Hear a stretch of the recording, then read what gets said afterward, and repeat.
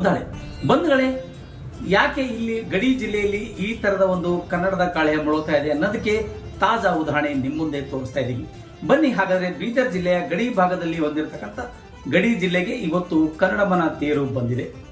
ಒಟ್ಟಾರೆಯಾಗಿ ಹೇಳಬೇಕಾದ್ರೆ ಜಿಲ್ಲಾ ಕನ್ನಡ ಸಾಹಿತ್ಯ ಪರಿಷತ್ತು, ಜಿಲ್ಲಾ ಆಡಳಿತ ಮತ್ತು ಕನ್ನಡ ಮತ್ತು ಸಂಸ್ಕೃತಿ ಇಲಾಖೆಯ ಸಹಯೋಗದಲ್ಲಿ ಈ ಒಂದು ಕಾರ್ಯಕ್ರಮವನ್ನು ಹಮ್ಮಿಕೊಳ್ಳಲಾಗಿದ್ದು, ಅನೇಕ ಜನ ಕವಿಗಳು, ಕಲಾವಿದರು, ಸಾಹಿತಿಗಳು ಮತ್ತು ಅನೇಕ ಜನ ಸಮಾಜ ಸೇವಕರು ಸೇರಿಕೊಂಡು ಕನ್ನಡ ರಥಗಳನ್ನ, ತೇರುಗಳನ್ನ ಎಳೆದುಕೊಂಡು ಬರುವಂತಹ ಸನ್ನಿವೇಶಗಳನ್ನ ನೋಡಿದ್ರೆ ಇವತ್ತು ಮೈ ಒಂಥರ ಜುಮ್ ಎನಿಸ್ತಾ ಇದೆ.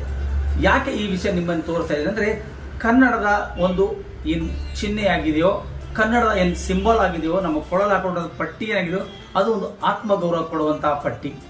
ಆ ಪಟ್ಟಿ ಅಲ್ಲ, ಅದು ಧ್ವಜ. ಆ ಧ್ವಜದ ಏನು ಬಣ್ಣಗಳಿದಾವಲ್ಲ ಅವು ಒಂಥರ ಮೈಮೇಲೆ ಹಾಕೊಂಡ್ರೆ ರೋಮಾಂಚನಕಾರಿ ಆಗುತ್ತೆ. ಆ ತರದ ಒಂದು ಕನ್ನಡ ಶಕ್ತಿ ಕಟ್ಟಿಕೊಂಡಿರುವಂತ ಮತ್ತು ಕನ್ನಡಕ್ಕೆ ತನ್ನದೇ ಆದಂತಕ್ಕಂಥ ಒಂದು ಹೆಸರುವಾಸಿಯಾಗಿರುವಂತಹ ಈ ಕನ್ನಡಮನ ತೇರು ಮತ್ತು ರಥಗಳನ್ನ ಎಳೆದುಕೊಂಡು ಬರುತ್ತಿರುವಂತಹ ಸಂದರ್ಭದಲ್ಲಿ ನೋಡಿದ್ರೆ ಅಲ್ಲಿ ಸಾವಿರಾರು ಜನ ವಿದ್ಯಾರ್ಥಿನಿಯರು ತಮ್ಮ ಕೆಲಸ ಕಾರ್ಯಗಳು ಬಿಟ್ಟು ಇವತ್ತು ಕನ್ನಡಮನ ಸೇವೆಗೆ ಅಣಿಯಾಗಿದ್ದಾರೆ. ಒಟ್ಟಾರೆಯಾಗಿ ಹೇಳಬೇಕಾದ್ರೆ ಕನ್ನಡ ಸಾಹಿತ್ಯ ಪರಿಷತ್ತು, ಕನ್ನಡ ಸಂಘ ಸಂಸ್ಥೆಗಳ ಒಕ್ಕೂಟ ಹಾಗೂ ರಕ್ಷಣಾ ವೇದಿಕೆ, ಮತ್ತೊಂದು ರಕ್ಷಣಾ ವೇದಿಕೆ, ಕನ್ನಡ ರಕ್ಷಣಾ ವೇದಿಕೆ ಹಾಗೂ ಕನ್ನಡ ಪರ ಸಂಘಟನೆಗಳ ಮತ್ತು ಜಿಲ್ಲಾ ಆಡಳಿತದ ಸಹಯೋಗದಲ್ಲಿ ಈ ಒಂದು ತೇರು ಬರುತ್ತಿರುವುದರಿಂದ ಬೀದರ್ ಜಿಲ್ಲೆಯ ಒಂದಿಷ್ಟು ಅನೇಕ ಜನ ವಿದ್ಯಾರ್ಥಿನಿಯರು ಇವತ್ತು ಕನ್ನಡಮನ ತೇರು, ಕನ್ನಡಮನ ಧ್ವಜ ಸಲೀಸಾಗಿ ಎಳೆದುಕೊಂಡು ಬರುತ್ತಿರುವಂತಹ ದೃಶ್ಯಗಳು ನೋಡಿದ್ರೆ ನಿಜಕ್ಕೂ ಇಲ್ಲಿ ಒಂದು ಕನ್ನಡದ ಜಾತ್ರೆ ಶುರುವಾಗಿದೆ ಅಂತಲೇ ಹೇಳಬೇಕಾಗಿದೆ. ಬಂಧುಗಳ, ಈ ವಿಷಯನ ಯಾಕೆ ನಿಮ್ಮನ್ನು ಹೇಳ್ತಾ ಇದ್ದೇನೆ ಅಂದ್ರೆ, ಸುಮಾರು ದಿನಗಳಿಂದ ಕನ್ನಡ ಸಾಹಿತ್ಯ ಮತ್ತು ಕನ್ನಡ ಸಾಂಸ್ಕೃತಿಕ ನೆಲೆಗಟ್ಟಿನ ವಿಷಯದ ಮೇಲೆ ಕನ್ನಡಕ್ಕಾಗಿ ಪ್ರತ್ಯೇಕವಾಗಿ ತಮ್ಮದೇ ಆದ ನಿಟ್ಟಿನಲ್ಲಿ ಕನ್ನಡ ಮತ್ತು ಕರ್ನಾಟಕ ಎಂದು ನಾಮಕರಣಗೊಂಡು ಕನಿಷ್ಠ ಪಕ್ಷ ಇವತ್ತಿಗೆ 50 ವರ್ಷ ಗತಿಸಿರುವಂತಹ ಸಂದರ್ಭದಲ್ಲಿ ರಾಜ್ಯದ ಮುಖ್ಯಮಂತ್ರಿಗಳಾಗಿರ್ತಕ್ಕಂಥ ಸಿದ್ದರಾಮಯ್ಯ ಮತ್ತು ಕನ್ನಡ ಮತ್ತು ಸಂಸ್ಕೃತಿ ಇಲಾಖೆ ಸಚಿವರಾದ ಶಿವರಾಜ್ ತಂಗಡಗಿ ಅವರ ನಿರ್ದೇಶನದಲ್ಲಿ ಈ ಒಂದು ರಥ ಬರ್ತಾ ಇದೆ. ಈಗಾಗಲೇ ಚಾಮರಾಜ ಜಿಲ್ಲೆಯಿಂದ ಹಿಡಿದುಕೊಂಡು ಬೀದರ್ ಜಿಲ್ಲೆಯು ಕೂಡ ಒಂದಿಷ್ಟು ಈ ರಥ ಬಂದು ಹೋಗಿದೆ. ಹೀಗಾಗಿ ಇವತ್ತು ಕೂಡ ಬಹಳಷ್ಟು ರೀತಿಗಳಿಂದ ಆಕರ್ಷಣೀಯವಾಗಿ ಈ ಒಂದು ರಥಕ್ಕೆ ಒಂದಿಷ್ಟು ಸ್ವಾಗತಗಳನ್ನ ಮಾಡಿಕೊಳ್ಳಲಿಕ್ಕೆ ಅನೇಕ ರೀತಿಗಳಿಂದ ಇಲ್ಲಿ ಸಂಘ ಸಂಸ್ಥೆ ಮತ್ತು ಶಾಲಾ ಕಾಲೇಜಿನ ಮುಖ್ಯಸ್ಥರು, ಮಕ್ಕಳು ಸೇರಿಕೊಂಡು ಈ ಒಂದು ರಥ ಎಳೆದುಕೊಂಡು ಬರ್ತಾ ಇರೋದು ನಿಜಕ್ಕೂ ಅಕ್ಷರ ಸತ್ಯವಾಗಿರ್ತ ಮಾತನ್ನ ನಿಮ್ಮ ಮುಂದೆ ನಾವು ಹೇಳಬೇಕಾಗಿದೆ. ಆ ಒಂದು ವಿಚಾರವಾಗಿ ಇವತ್ತು ಬೀದರ್ ಜಿಲ್ಲೆಯಲ್ಲಿ ವಿಶ್ವ ಮಾದರಿ ಮತ್ತು ವಿಶ್ವವಿಖ್ಯಾತ ದಸರಾದಲ್ಲಿ ಪೊಲೀಸ್ ಇಲಾಖೆ ವತಿಯಿಂದ ಪಂಜಿನ ಕವಾಯಿತು ಮಾಡ್ತಾ ಇದ್ರಲ್ಲ, ಅದು ಒಂದು ಮೈಸೂರಿನಲ್ಲಿ ಆಗ್ತಕ್ಕಂತ ವರ್ಷಕ್ಕೊಂದೇ ಸಾರಿ ಅದನ್ನ ದಸರಾದಲ್ಲಿ ಆಗ್ತಕ್ಕಂತ ವಿಷಯನ ಇವತ್ತು ಬೀದರ್ ಜಿಲ್ಲೆಯ ಪೊಲೀಸ್ ವರಿಷ್ಠಾಧಿಕಾರಿ ಚನ್ನಬಸವಣ್ಣ ಲಂಗೋಟಿ ಅವರ ಒಂದು ನೇತೃತ್ವದಲ್ಲಿ ಬೀದರ್ ಜಿಲ್ಲೆಯ ಪೊಲೀಸರಿಂದ ಪಂಜಿನ ಕವಾಯಿತು ಕೂಡ ಸಂಜೆ ನಡೆಯಲಿದೆ. ಈಗಾಗಲೇ ರಥ ಬಂದಾಗಿದೆ. ರಥದನ್ನ ಯಾವ ರೀತಿಯಾಗಿ ಸ್ವಾಗತ ಮಾಡಿಕೊಂಡು ಬರ್ತಾ ಇದ್ದಾರೆ ಕನ್ನಡದ ಸೇನಾನಿಗಳಂದ್ರೆ ನಿಜಕ್ಕೂ ನಿಮ್ಗೆ ಈ ದೃಶ್ಯದಲ್ಲಿ ತೋರಿಸ್ತಾ ಇದೀವಿ.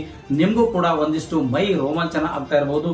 ಯಾಕಂದ್ರೆ ಕನ್ನಡ ಧ್ವಜದ ತನ್ನ ಕೊಳ್ಳಲಿ ಬಿದ್ದಾಗ ಮಾತ್ರ ಅದರ ಲವಲವಿಕೆ, ಅದರ ಘನತೆ, ಅದಕ್ಕೆ ಗೌರವ ಬೇರೆ ಒಂದಿರಲ್ಲ. ಆಗ ಅಂತ ವಿಚಾರದಲ್ಲಿ ಇವತ್ತು ಕನ್ನಡಮನ ಸೇವೆಗೆ ಅಣಿಯಾಗಿರ್ತಕ್ಕಂಥ ಎಲ್ಲ ಶಾಲೆಯ ಮಕ್ಕಳು ಮತ್ತು ಕನ್ನಡ ಪರ ಸಂಘಟನೆಯ ಮುಖಂಡರು, ಜಿಲ್ಲಾ ಕನ್ನಡ ಸಾಹಿತ್ಯ ಪರಿಷತ್ತು ಹಾಗೂ ಇನ್ನಿತರ ಎಲ್ಲ ಕನ್ನಡ ಪರ ಮನಸ್ಸುಗಳು ಸೇರಿಕೊಂಡು ಇವತ್ತು ಕನ್ನಡಮನ ತೇರು ಎಳಿತಿರುವಂತಹ ಸಂದರ್ಭ ನೋಡಿದ್ರೆ ನಿಜಕ್ಕೂ ಹಬ್ಬದ ವಾತಾವರಣವೇ ನಿರ್ಮಾಣವಾಗಿದೆ.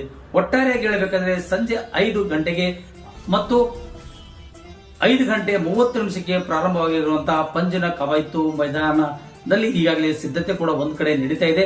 ಈಗಾಗಲೇ ಅನೇಕ ರೀತಿಗಳಿಂದ ಪೊಲೀಸ್ ಇಲಾಖೆ ಆಗಿರಬಹುದು ಮತ್ತು ಅನೇಕ ಜನ, ಇದಕ್ಕೆ ಸುಮಾರು 200ಕ್ಕೂ ಹೆಚ್ಚು ಜನ ಪೊಲೀಸರನ್ನ ಒಳಗೊಂಡಂತೆ ಈ ಒಂದು ಪಂಜಿನ ಕವಾಯಿತು ಕರ್ನಾಟಕಕ್ಕೆ 50 ವರ್ಷ ಎನ್ನುವಂತಹ ರೀತಿಯಲ್ಲಿ ಪಂಜಿನ ಕವಾಯಿತುಗಳನ್ನ ಇಲ್ಲಿ ಮಾಡಲಾಗ್ತಾ ಇದೆ.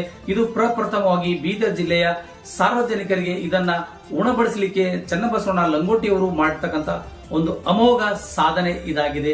ಒಟ್ಟಾರೆಯಾಗಿ ಹೇಳಬೇಕಾದ್ರೆ ಚನ್ನಬಸವಣ್ಣ ಲಂಗೋಟಿ ಅವರು ಮಾಡತಕ್ಕಂತ ಕೆಲಸ ಕೂಡ ಬಹಳಷ್ಟು ಅಚ್ಚುಮೆಚ್ಚಿಂದಾಗಿದ್ದಾವೆ. ನಾವು ಅವರ ಬಗ್ಗೆ ಹೆಚ್ಚಿಗೆ ಏನು ಹೊಳ್ಳಕ್ ಹೋಗ್ತಾ ಇಲ್ಲ, ಆದರೆ ಇಡೀ ಜಿಲ್ಲೆಗೆ ಗೊತ್ತಿರುವಂತಹ ವಿಷಯ ಆಗಿರೋದ್ರಿಂದ ಇಲ್ಲಿ ಪೊಲೀಸ್ ಇಲಾಖೆ ಮತ್ತು ಅಬಕಾರಿ ಇಲಾಖೆ ಹಾಗೂ IAS ಮತ್ತು IASF ಹಾಗೂ ಇನ್ನಿತರ ಎಲ್ಲ ಜನ ಸೇರಿಕೊಂಡು ಸುಮಾರು 200ಕ್ಕೂ ಹೆಚ್ಚು ಜನ ಸೇರಿಕೊಂಡು ಇವತ್ತು ಬೀದರ್ ನಗರದ ನೆಹರು ಕ್ರೀಡಾಂಗಣದಲ್ಲಿ ಸಂಜೆ 5 ಗಂಟೆಗೆ ಅಂದ್ರೆ 5:30 ಗಂಟೆಗೆ ಕರೆಕ್ಟ್ ಆಗಿ ಪಂಜಿನ ಕವಾಯಿತು ಪ್ರಾರಂಭವಾಗಲಿದೆ. ಇದೊಂದು ಆಕರ್ಷಣೀಯ ಒಂದು ಪಂಜಿನ ಕವಾಯತು ಆಗಿರೋದ್ರಿಂದ ಎಲ್ಲೋ ಒಂದು ಕಡೆ ನಾವು ಮೈಸೂರಲ್ಲಿ ಮಾತ್ರ ದಸರಾ ಉತ್ಸವಕ್ಕೆ ಮಾತ್ರ ನಾವು ನೋಡ್ತಾ ಇದ್ದೀವಿ. ಅದರ ಬದಲಾಗಿ ಇವತ್ತು ಬೀದರ್ ಜಿಲ್ಲೆಯಲ್ಲಿ ಇದಕ್ಕೆ ತುಂಬಾ ಪ್ರಯತ್ನ ಪಟ್ಟು ಜಿಲ್ಲಾ ಪೊಲೀಸ್ ವರಿಷ್ಠಾಧಿಕಾರಿಗಳು ಈ ರೀತಿ ಮಾಡಿಸ್ತಾ ಇರೋದು ತುಂಬಾ ನಿಜಕ್ಕೂ ಸಂತೋಷದ ವಿಷಯವಾಗಿದೆ. ಬೀದರ್ ಜಿಲ್ಲೆಯ ಪೊಲೀಸರು ಕೂಡ ಇದಕ್ಕೆ ಸಾಕಷ್ಟು ಕಸರತ್ತುಗಳ ಮಾಡಿ ಹೇಗಾದ್ರೂ ಮಾಡಿ ಇದನ್ನು ಒಳ್ಳೆ ರೀತಿಯಿಂದ ಕವಾಯತು ಪಂಜಿನ ಕವಾಯತನ್ನ ಮಾಡಬೇಕು, ಮಾಡೇ ತೀರ್ತೀವಿ ಅಂತಕ್ಕಂಥ ಪಣ ತೊಟ್ಟು ಈ ಒಂದು ಕಾರ್ಯ ಮಾಡ್ತಾ ಇದ್ದಾರೆ. ಈ ಒಂದು ಕಾರ್ಯಕ್ಕೆ ಅಭೂತಪೂರ್ವ ಸ್ವಾಗತ ಕೂಡ ಸಾರ್ವಜನಿಕರು ಕೋರ್ತಾ ಇದ್ದಾರೆ. ಒಟ್ಟಾರೆಯಾಗಿ ಹೇಳ್ತಾರೆ, ಯಾರು ಕೂಡ ಬೀದರ್ ಜಿಲ್ಲೆಯ ಸಾರ್ವಜನಿಕರು ಮಿಸ್ ಮಾಡಿಕೊಳ್ಳಬಾರದು. ಕನಿಷ್ಠ ಪಕ್ಷ ಅಂದರೆ ಇಲ್ಲಿ ಅನೇಕ ದಿನಗಳಿಂದ ತನ್ನದೇ ಆದ ರೀತಿಯಲ್ಲಿ ಪಂಜಿನ ಕವಾಯತುಗಳನ್ನ ಯಾವ ರೀತಿಯಾಗಿ ಮಾಡಬೇಕು, ಹೇಗೆ ಮಾಡಬೇಕು ಅನ್ನೋದ್ರ ಬಗ್ಗೆ ಸಾಕಷ್ಟು ವಿಚಾರಗಳನ್ನ ಮಾಡಿಕೊಂಡು ಇವತ್ತು ಸತತ ಪ್ರಯತ್ನದಿಂದ ಮೊರಾರ್ಜಿ ದೇಸಾಯಿ ವಸತಿ ಶಾಲೆ ಮಕ್ಕಳು ಕೂಡ ತಮ್ಮದೇ ಆದಂತ ರೀತಿಯಲ್ಲಿ ಕೆಲಸ ಮಾಡಿಕೊಂಡು ಬರ್ತಾ ಇದ್ದಾರೆ. ಒಟ್ಟಾರೆಯಾಗಿ ಹೇಳ್ಬೇಕಾದ್ರೆ ಪ್ರತಿಯೊಬ್ಬರು ಕೂಡ ಒಂದೊಂದು ರೀತಿಯಾಗಿ ಇಲ್ಲಿ ಈ ಒಂದು 50 ವರ್ಷದ ಸಾಧನೆಯ ಮತ್ತು 50 ವರ್ಷದ ಕರ್ನಾಟಕ ಈ ಒಂದು ಹೆಸರಿಗೆ ಒಂದು ಒಳ್ಳೆ ಮೆರಗನ್ನು ತರುವಂತ ನಿಟ್ಟಿನಲ್ಲಿ ಬೀದರ್ ಜಿಲ್ಲೆಯಿಂದ ಎಲ್ಲ ಅಧಿಕಾರಿಗಳು ಸೇರಿಕೊಂಡು ಜಿಲ್ಲಾ ಅಧಿಕಾರಿಗಳ ಸಮ್ಮುಖದಲ್ಲಿ ಈ ಒಂದು ಕನ್ನಡದ ತೇರನ್ನ ಎಳೆಯುವಂತಹ ಕಾರ್ಯಕ್ಕೆ ಕೈಜೋಡಿಸಲಾಗಿದೆ. ಈಗಾಗಲೇ ಸುಮಾರು 1 ಕಿಲೋಮೀಟರ್ ಉದ್ದದ ನಾಡ ಧ್ವಜವನ್ನ ಎಲ್ಲ ಯುವತಿಯರು ಮತ್ತು ಪುರುಷರು ಕೂಡ ಅದನ್ನ ತೆಗೆದುಕೊಂಡು ಬರುವಂತಹ ಮೆರವಣಿಗೆ ಮಾಡಿಕೊಂಡು ಬರುವಂತಹ ಏನ್ ಕಾರ್ಯ ಕೈಗೊಂಡಿದ್ರು ಆ ಕಾರ್ಯ ನೋಡಕ್ ಹೋದ್ರೆ ನಿಜಕ್ಕೂ ಮೈ ರೋಮಾಂಚನ ಎನ್ನುತ್ತಾರೆ. ಹಳ್ಳಿಯಿಂದ ಬಂದಂತಹ ಪ್ರತಿಯೊಬ್ಬರಿಗೂ ಕೂಡ ಕನ್ನಡ ಮನ ಸೇವೆ ಅಳಿಲು ಸೇವೆ ಮಾಡಲಿಕ್ಕೆ ಪ್ರಯತ್ನ ಪಡ್ತಾ ಇದ್ದಾರೆ. ಒಟ್ಟಾರೆಯಾಗಿ ಜಿಲ್ಲಾ ಆಡಳಿತಕ್ಕೂ ಮತ್ತು ಜಿಲ್ಲೆಯಲ್ಲಿರ್ತಕ್ಕಂಥ ಎಲ್ಲ ಅಧಿಕಾರಿ ವರ್ಗದವರಿಗೂ ಮತ್ತು ಪೊಲೀಸ್ ಇಲಾಖೆಯವರಿಗೂ ಪೊಲೀಸ್ ಪಂಜಿನ ಕವಾಯತು ಮಾಡತಕ್ಕಂಥ ಎಲ್ಲ ಪದಾಧಿಕಾರಿಗಳಿಗೂ ಮತ್ತು ಭಾಗವಹಿಸಿರುವಂತ ಎಲ್ಲ ಅಧಿಕಾರಿ ಮತ್ತು ಅಧಿಕಾರೇತರ ಸಿಬ್ಬಂದಿಗಳಿಗೂ ಕೂಡ ನಾವು ಈ ಮೂಲಕ ನಾರಂಜ ಎಕ್ಸ್ಪ್ರೆಸ್ ಸುದ್ದಿವಾಹಿನಿ ಪರವಾಗಿ ಸ್ವಾಗತಗಳನ್ನ ಕೋರ್ತೀವಿ. ಯಾಕಂದ್ರೆ ಈ ಜಿಲ್ಲೆಯಲ್ಲಿ ನಡೀತಿರೋದು ಇದು ಒಂದು ಗಡಿಭಾಗಕ್ಕೆ ಹೊಂದಿಕೊಂಡಿರುವಂತಹ ಜಿಲ್ಲೆ. ಇಲ್ಲಿ ಉರ್ದು, ಕನ್ನಡ, ಮರಾಠಿ, ತೆಲುಗು ಎಲ್ಲ ಒಂದ್ ಕಡೆ ಮಿಶ್ರ ಭಾಷೆವಾಗಿರೋದ್ರಿಂದ ಇಲ್ಲಿ ಒಂದಿಷ್ಟು ನಾವು ತಿಳ್ಕೊಂಡಿರೋ ಹಾಗೆ ಇದು ಒಂದು ಗಡಿ ಭಾಗ ಜಿಲ್ಲೆ ಆಗಿರೋದ್ರಿಂದ ಇಲ್ಲಿ ಸಾಕಷ್ಟು ರೀತಿಗಳಿಂದ ಭಾಷೆಗಳ ಒಂದು ತೊಂದರೆ ಇರೋದ್ರಿಂದ ಪ್ರತಿಯೊಬ್ಬರು ಕೂಡ ತಮ್ಮದೇ ರೀತಿಯಲ್ಲಿ ಕನ್ನಡದ ಧ್ವಜಗಳನ್ನ ನಡೆಸಿಕೊಂಡು ಕನ್ನಡದ ಮಾತನಾಡುವ ಮೂಲಕ ಕನ್ನಡ ತೇರುಗಳನ್ನ ಕೊನೆವರೆಗೂ ಇದಕ್ಕೆ ಹಳ್ಳಿಗೂ ತೆಗೆದುಕೊಂಡು ಹೋಗ್ತಕ್ಕಂಥ ಕಾರ್ಯ ಮಾಡ್ತಿರುವಂತಹ ಕನ್ನಡದ ಮನಸ್ಸುಗಳಿಗೆ ನಮ್ಮಿಂದ ಧನ್ಯವಾದಗಳನ್ನು ಕೂಡ ಸಲ್ಲಿಸ್ತೀವಿ. ಒಟ್ಟಾರೆಯಾಗಿ ಹೇಳಬೇಕಾದ್ರೆ ಈ ರೀತಿ ಬೀದರ್ ನಗರದಲ್ಲಿ ಪ್ರಪ್ರಥಮ ಬಾರಿಗೆ ಪೊಲೀಸ್ ಕವಾಯತು ಮೈದಾನದಲ್ಲಿ ಪಂಜಿನ ಕವಾಯತು ಕಾರ್ಯಕ್ರಮ ಹಮ್ಮಿಕೊಳ್ಳಲಾಗಿದೆ. ಮೈಸೂರು ದಸರಾದಲ್ಲಿ ಆಕರ್ಷಣೀಯ ಕೇಂದ್ರವಾದ ಪಂಜಿನ ಕವಾಯತು ಯೋಜನೆಯನ್ನ 200ಕ್ಕೂ ಹೆಚ್ಚು ಪೊಲೀಸ್ ಇಲಾಖೆ ಸಿಬ್ಬಂದಿಗಳು ಪ್ರದರ್ಶನ ಮಾಡಲಿದ್ದಾರೆ. ಹೀಗಾಗಿ ನೆಹರು ಕ್ರೀಡಾಂಗಣದಲ್ಲಿ ಪೂರ್ವ ಸಿದ್ಧತೆ ಕೂಡ ನಡೀತಾ ಇದೆ. ಇದರಲ್ಲಿ ಪೊಲೀಸ್ ಇಲಾಖೆ ಆಗಿರ್ಬೋದು, ಅಬಕಾರಿ ಇಲಾಖೆ ಆಗಿರ್ಬೋದು, IAS ಮತ್ತು IAS ಅಧಿಕಾರಿಗಳಾಗಿರ್ಬೋದು, KSRP ತುಕಡಿಗಳಾಗಿರ್ಬೋದು ಎಲ್ಲರೂ ಒಂದು ಕಡೆ ಸೇರಿಕೊಂಡು ಇವತ್ತು ಒಂದು ಅಭೂತಪೂರ್ವ ಅಂತ ಈ ಪಂಜಿನ ಕವಾಯತುಗಳನ್ನ ಮಾಡಲಿಕ್ಕೆ ಆತುರದಲ್ಲಿರ್ತಕ್ಕಂಥ ಎಲ್ಲ ಪೊಲೀಸ್ ಇಲಾಖೆ ಅಧಿಕಾರಿಗಳಿಗೂ ಧನ್ಯವಾದಗಳನ್ನ ಸಲ್ಲಿಸ್ತೀವಿ. ನಾರಂಜ ಎಕ್ಸ್ಪ್ರೆಸ್ ಸುದ್ದಿ ವಾಹಿನಿ ಪರವಾಗಿ ತಮ್ಮೆಲ್ಲರಿಗೂ ಮತ್ತು ಈ ಕನ್ನಡದಲ್ಲಿ ಭಾಗವಹಿಸುವ ಪ್ರತಿಯೊಬ್ಬರ ಕನ್ನಡ ಮನುಷ್ಯರು ಕೂಡ ನಾರಂಜ ಎಕ್ಸ್ಪ್ರೆಸ್ ಸುದ್ದಿವಾಹಿನಿ ನಿಮಗೆ ಸ್ವಾಗತವನ್ನು ಬಯಸ್ತದೆ. ನಿಮ್ಮೆಲ್ಲರೂ ಕೂಡ ಮತ್ತೆ ಧನ್ಯವಾದಗಳನ್ನು ಸಲ್ಲಿಸುತ್ತಾ ಸಂಜೆ ಯಾರು ಕೂಡ ಮಿಸ್ ಆಗಬೇಡಿ. ಯಾಕಂದ್ರೆ ಪಂಜಿನ ಕವಾಯತು ನಾವು ಮೈಸೂರಲ್ಲಿ ಮಾತ್ರ ನೋಡ್ಲಿಕ್ಕೆ ಸಾಧ್ಯವಾಗ್ತಿತ್ತು. ಅದನ್ನು ಇವತ್ತು ಬೀದರ್ ಜಿಲ್ಲೆಗೆ ತಂದು ಅದನ್ನ ಕಲಿಸಿರುವಂತಹ ಕೀರ್ತಿ ಜಿಲ್ಲಾ ಪೊಲೀಸ್ ವರಿಷ್ಠಾಧಿಕಾರಿಗೆ ಸಲ್ಲುತ್ತದೆ. ಹೀಗಾಗಿ ಹೊಸದಾಗಿ ವಿನೂತನವಾಗಿ ಮತ್ತು ವಿಪರೀತವಾಗಿ ಆಕರ್ಷಣೀಯವಾಗಿರ್ತಕ್ಕಂಥ ಈ ಪಂಜಿನ ಕವಾಯತನ್ನ ನಾವು ನೋಡಲೇಬೇಕಾಗಿದೆ. ಅದರ ಸವಿಯನ್ನ ನಾವು ಸವಿಸಲೇಬೇಕಾಗಿದೆ. ಹೀಗಾಗಿ ಎಲ್ಲರೂ ಕೂಡ ತಪ್ಪದೆ ನೆಹರು ಕ್ರೀಡಾಂಗಣಕ್ಕೆ ಬಂದು ಈ ಪಂಜಿನ ಕವಾಯತು ಕಾರ್ಯಕ್ರಮ ನೋಡಿ ಆನಂದಿಸಿ ಅನ್ನೋದೇ ಈ ಒಂದು ವಿಶೇಷ ಕಾರ್ಯಕ್ರಮ ಇದಾಗಿತ್ತು. ಧನ್ಯವಾದಗಳು. ಮುಂದಿನ ಸುದ್ದಿಗಾಗಿ ಮತ್ತೆ ಬರ್ತೇನೆ. MP ಮುದಾಳೆ. Thank you. ಎಲ್ಲರಿಗೂ ನಮಸ್ಕಾರ. ಬೀದರ್ ಜಿಲ್ಲೆಯ ಎಲ್ಲ ಗೌರವಾನ್ವಿತ ನಾಗರಿಕರೇ, ತಮಗೆಲ್ಲ ಗೊತ್ತಿರುವ ವಿಷಯ, ನಾವು ಈಗ 50ನೇ ವರ್ಷದ ಕನ್ನಡ ಸುವರ್ಣ ಸಂಭ್ರಮೋತ್ಸವವನ್ನು ಆಚರಣೆ ಮಾಡ್ತಾ ಇದ್ದೇವೆ ರಾಜ್ಯಾದ್ಯಂತ.